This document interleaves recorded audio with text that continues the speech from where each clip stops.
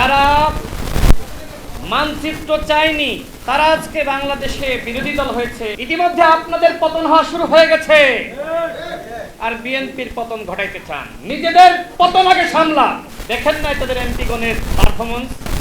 যারা বাংলাদেশের অস্তিত্বে বিশ্বাস করে না, যারা স্বাধীনতা চায়নি, যারা মানচিত্র চায়নি, তারা আজকে বাংলাদেশে বিরোধী দল হয়েছে। এটি জাতির জন্য অত্যন্ত লজ্জা। আপনারা কি বিশ্বাস করেন যারা বাংলাদেশে, ঠিক আছে তারা বাংলাদেশে রাজনীতি করছে, নানান কারণে তারা রাজনীতি করার সুযোগ পেয়েছে, কিন্তু যারা বাংলাদেশের জন্মে বিশ্বাস করে নাই, তাদের হাতে কি দেশের সার্বভৌমত্ব নিরাপদ? বন্ধুগণ, কোনোভাবেই তাদের হাতে দেশের সার্বভৌমত্ব নিরাপদ নয়। এই যে তারা বিভাগীয় সমাবেশ করছে 11 দলীয় জোটের ব্যানারে, আদৌ কি এখন 11 দলীয় জোটের কোনো অস্তিত্ব আছে? এখন 9 দলীয় জোট। নিজেদের ভাঙনই তো ঠেকাইতে পারতেছেন না।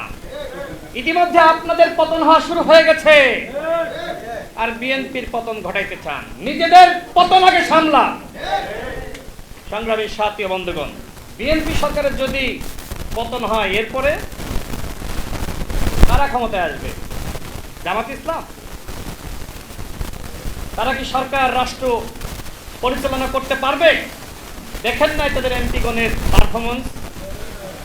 কেউ চাই পর্দা, কেউ চাই ওয়াশিং মেশিন, আবার কেউ বা, যে কথা আসলে একজন এমপি মহোদয় সম্পর্কে বলতে গেলে লজ্জা লাগে, যেখানে সেখানে চুমু দেয়। মানে একটু লজ্জার কি হইতে পারে? বাংলাদেশের বিরোধী দলের এমপির এই অবস্থা।